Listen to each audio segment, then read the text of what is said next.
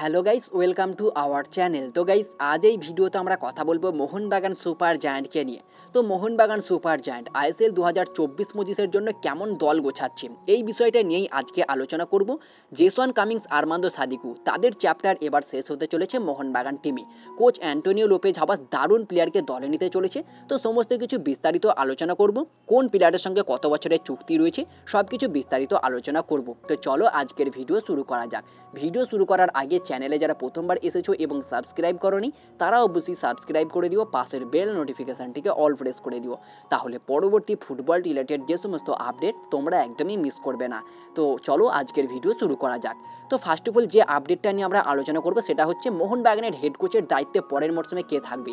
তো অবশ্যই coach Antonio Lopez হাবাসই থাকতে চলেছে। বর্তমান সময়ে প্রায় 90% চান্স কিন্তু রয়েছে পরের মরশুমে মোহনবাগানের হেড কোচের দায়িত্বে কোচ অ্যান্টোনিও লোপেজ হাবাসই থাকতে চলেছে। কোচ অ্যান্টোনিও লোপেজ হাবাস আসার পরে মোহনবাগান যে রূপ ধারণ করেছে আর বর্তমান সময়ে মোহনবাগান যে পারফরমেন্স করছে সত্যি প্রশংসার যোগ্য কোচ অ্যান্টোনিও লোপেজ হাবাস। তাকে তো মাস্টার মাইন্ডও বলা হচ্ছে।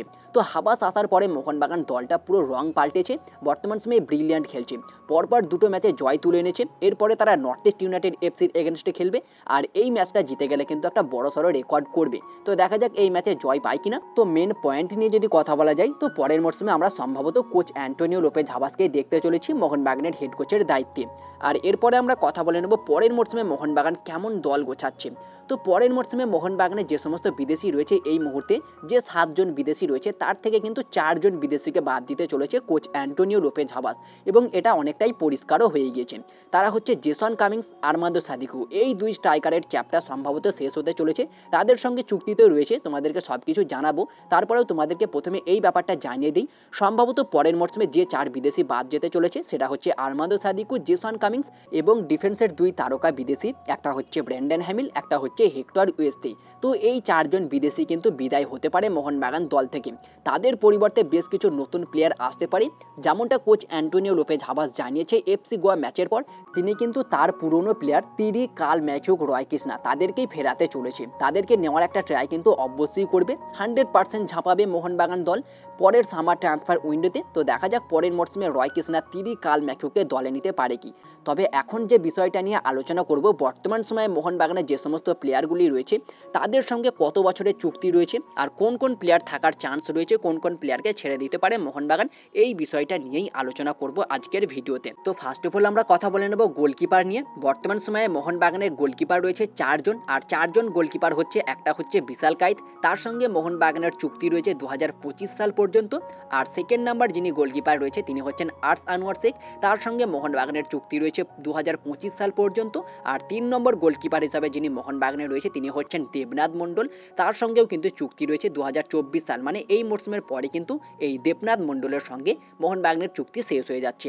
এবং এরপরে কিন্তু একজন ইয়ং স্টার গোলকিপার যার নাম সাইয়েদ জাহিদ, তার সঙ্গে কিন্তু মোহনবাগান একটা লং টার্ম চুক্তি করে রেখেছে 2027 সাল পর্যন্ত।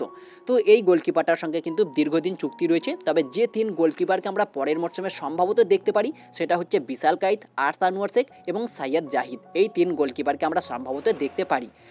আর এরপরে আমরা কথা বলে নেব যে সমস্ত ডিফেন্ডাররা রয়েছে মোহনবাগান দলে সেই সমস্ত ডিফেন্ডারদেরকে নিয়ে। তো প্রথমত যে প্লেয়ারটি রয়েছে সেটা হচ্ছে ব্রেন্ডন হ্যামিল, তার সঙ্গে কিন্তু এই মরশুমে শেষেই চুক্তি শেষ হয়ে যাচ্ছে মে 31, 2024। তো সম্ভবত ব্রেন্ডন হ্যামিলকে ছাড়তে চলেছে মোহনবাগান। তো তার পরিবর্তে নতুন বিদেশি আসবে, যেমনটা তোমাদেরকে আগেই জানালাম। আর এর পাশাপাশি মোহনবাগানের 2 নম্বর ডিফেন্ডার যিনি রয়েছে তিনি হচ্ছেন আনোয়ার আলী, তার সঙ্গে কিন্তু একটা লং টার্ম চুক্তি রয়েছে 2027 সাল পর্যন্ত। আর 3 নম্বর ডিফেন্ডার হচ্ছে হেক্টর ওয়েস্তি, তার সঙ্গেও কিন্তু এই মরশুমের শেষেই মানে মে 31, 2024 চুক্তি শেষ হয়ে যাচ্ছে। তো সম্ভবত হেক্টর ওয়েস্তে তারও কিন্তু বিদায় ঘন্টা বাজতে চলেছে। আর এরপরে 4 নম্বর ডিফেন্ডার হিসাবে যিনি রয়েছে তিনি হচ্ছেন সুমিত রাঠি, তার সঙ্গে কিন্তু একটা লং টার্ম চুক্তি রয়েছে 2025 সাল পর্যন্ত। তো আরও একটা মরশুম কিন্তু আমরা সুমিত রাঠিকে দেখতে চলেছি মোহনবাগানের জার্সিতেই। এর পাশাপাশি জুনিয়র টিম থেকে প্রমোট করা হয়েছে রাজ বাসপরে, তার সঙ্গেও কিন্তু 2025 সাল পর্যন্ত চুক্তি রয়েছে। আর দীপেন্দু বিশ্বাস সদ্য মোহনবাগান দলে প্রমোট করা হয়েছে তাকে, তো তার সঙ্গে কিন্তু এখনও পর্যন্ত কোনো রকম চুক্তি বাড়ানো হয়নি, পরবর্তী সময়ে চুক্তি বাড়ানো হতে পারে বর্তমান সময়ে এই দীপেন্দু বিশ্বাস যেরকম পারফরমেন্স করছে। আর এরপরে যে ডিফেন্ডার রয়েছে সেটা হচ্ছে সুভাশিস বোস, তার সঙ্গেও কিন্তু 2025 সাল পর্যন্ত চুক্তি রয়েছে। আরও একটা মরশুম কিন্তু ক্যাপ্টেন সুভাশিস বোসকে মোহনবাগানের জার্সিতে খেলতে দেখা যাবে। এর পাশাপাশি আরও একজন ডিফেন্ডার যার নাম আশিস রায়, তার সঙ্গেও কিন্তু একটা লং টার্ম চুক্তি রয়েছে 2027 সাল পর্যন্ত।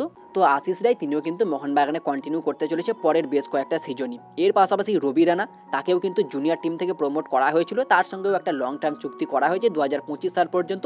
তো আরও একটা মরশুম কিন্তু আমরা এই রবি রানাকে মোহনবাগানের জার্সিতে খেলতে দেখতে পারবো।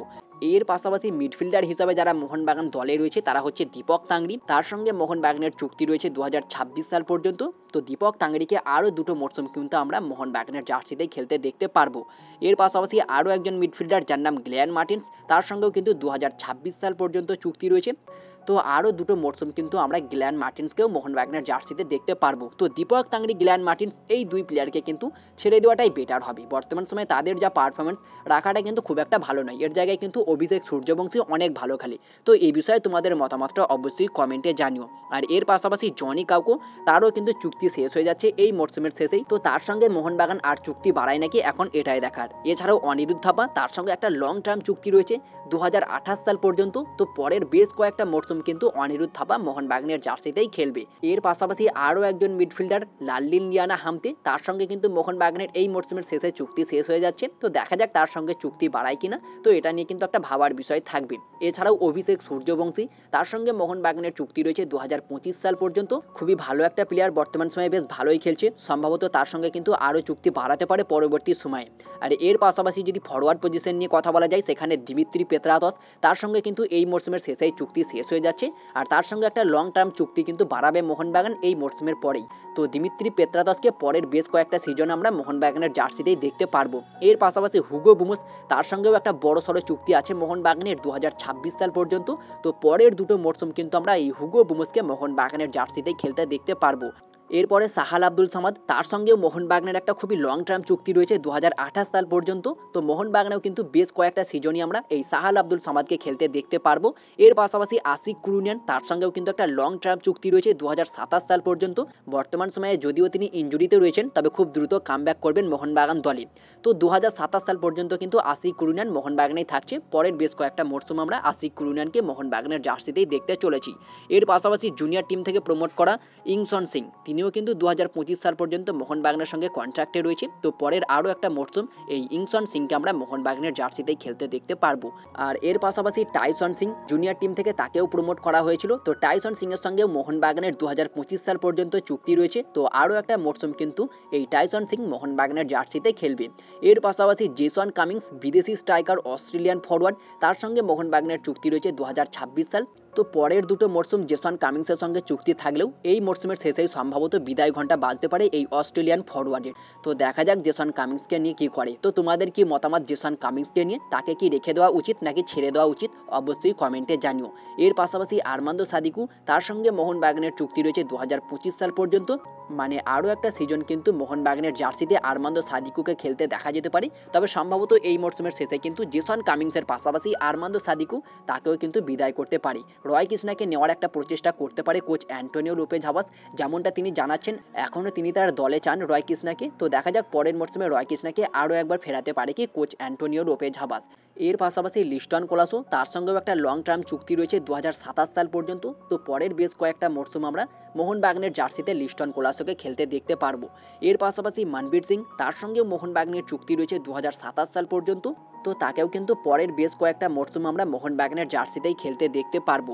এর পাশাপাশি কিয়ান নাসিরি, তো তার সঙ্গে কিন্তু মোহনবাগানের এই মরশুমের শেষেই চুক্তি শেষ হতে চলেছে। তো সম্ভবত কিয়ান নাসিরির সঙ্গে চুক্তি বাড়াবে। খুবই ভালো একজন প্লেয়ার, ইয়ং ট্যালেন্টেড প্লেয়ার। তো বর্তমান সময়ে মোহনবাগানের জার্সিতে বেশ ভালোভাবেই খেলেন তিনি। তো তার সঙ্গে কিন্তু চুক্তি বাড়াতে পারে মোহনবাগান দল। তাকে ছেড়ে দেওয়ার পসিবিলিটি কিন্তু থাকছে না বর্তমান সময়ে। এর পাশাপাশি মোহাম্মদ ফারদিন আলী মোল্লা, তাকেও কিন্তু জুনিয়র টিম থেকে প্রমোট করা হয়েছিল। তার সঙ্গে মোহনবাগানের চুক্তি রয়েছে 2025 সাল পর্যন্ত। তো পরের মরশুমটাও আমরা ফারদিন আলী মোল্লাকে মোহনবাগানের জার্সিতেই খেলতে দেখতে পারবো। এর পাশাপাশি সুহেল আহমেদ ভাট, যাকেও কিন্তু মোহনবাগান জুনিয়র টিম থেকে প্রমোট করা হয়েছিল। তো তার সঙ্গে কিন্তু মোহনবাগানের 2025 সাল পর্যন্ত চুক্তি রয়েছে। তো পরের মরশুমটাও এই সুহেল ভাটকে কিন্তু মোহনবাগানের জার্সিতেই খেলতে দেখা যেতে পারে। তো এই ছিল মোহনবাগানের ফুল স্কোয়াডে যে সমস্ত প্লেয়ার রয়েছে, কোন প্লেয়ারের সঙ্গে কত বছরের চুক্তি রয়েছে, সমস্ত ডিটেলস তোমাদেরকে জানিয়ে দিলাম। আর এরপরে আমরা কথা বলে নেব জেসন কামিংস আর আর্মান্দো সাদিকু। তো সম্ভবত এই দুই বিদেশি স্ট্রাইকারকে কিন্তু ছাড়তে চলেছে মোহনবাগান। হিউজ পরিমাণ অর্থ খরচ করে 2 বিদেশি স্ট্রাইকারকে নিয়ে এসেছিল, তবে খুব একটা সফলতা পায়নি মোহনবাগান দল এই 2 স্ট্রাইকারকে সই করিয়ে। বর্তমান সময়ে দিমিত্রি পেত্রাতসের ওপরই কিন্তু ভরসা পুরো মোহনবাগান দলটার। তিনি একমাত্র প্লেয়ার যে কোনো সময় গোল করতে পারেন। আর্মান্দো সাদিকু, জেসন কামিন্সকে কিন্তু সেভাবে ভরসা করাই যায় না। এফসি গোয়ার মতো একটা কঠিন ম্যাচে কিন্তু জেসন কামিন্সকে নামানোই হয়নি। তো বুঝতেই পারা যাচ্ছে জেসন কামিন্স, আর্মান্দো সাদিকু তাদেরকে কিন্তু বিদায় করতে পারে। আর পরের মরশুমে দিমিত্রির পার্টনার হিসাবে কিন্তু সম্ভবত রয় কৃষ্ণাকে আমরা দেখতে চলেছি, কারণ রয় কৃষ্ণাকে নেওয়ার জন্য খুবই ইন্টারেস্টেড রয়েছে কোচ অ্যান্টোনিও লোপেজ হাবাস। গত এফসি গোয়া ম্যাচের পরে তিনি জানিয়েছিলেন রয় কৃষ্ণা, তিরি এবং কাল ম্যাকিউক এই 3 বিদেশিকে তিনি তার দলে চান। তো পরের মরশুমে কিন্তু এই 3 বিদেশিকে নেওয়ার জন্য তো অবশ্যই ট্রাই করবে। আর দিমিত্রি পেত্রাতসের সঙ্গে রয় কৃষ্ণার যুগলবন্দিটা কেমন হবে সেটা তোমরা অবশ্যই কমেন্টে জানিও। এর আগে রয় কৃষ্ণা ডেভিড উইলিয়ামস জুটিটা কত ভালো খেলেছে তোমরা দেখেছো। আর দিমিত্রি পেত্রাতস তিনিও কিন্তু ডেভিড উইলিয়ামসের মতনই একজন প্লেয়ার, তারও কিন্তু ডেভিড উইলিয়ামসের মতো কোয়ালিটি রয়েছে, তিনিও একজন অস্ট্রেলিয়ান প্লেয়ার। তো অবশ্যই রয় কৃষ্ণার সঙ্গে দিমিত্রি পেত্রাতসের একটা ভালো যুগলবন্দি আমরা দেখতে পারি, যেমনটা হুগো বুমস দিমিত্রি পেত্রাতসের ছিল।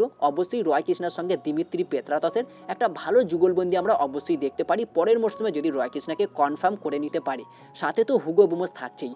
তো হুগো বুমস, দিমিত্রি পেত্রাতস, রয় কৃষ্ণা এই ট্রায়োটা কত ভয়ঙ্কর হতে পারে পরের মরশুমে অবশ্যই তোমরা কমেন্টে জানিও। তো এই ছিল আজকের ভিডিওটি ভালো লাগলে লাইক শেয়ার কমেন্ট অবশ্যই করে দিও। আর চ্যানেলে যারা প্রথমবার এসেছো এবং সাবস্ক্রাইব করোনি তারা অবশ্যই সাবস্ক্রাইব করে দিও, পাশের বেল নোটিফিকেশানটিকে অল প্রেস করে দিও, তাহলে পরবর্তী ফুটবল রিলেটেড যে সমস্ত আপডেট তোমরা একদমই মিস করবে না। তো দেখা হচ্ছে পরবর্তী কোনো ভিডিওতে। Bye bye, have a good day.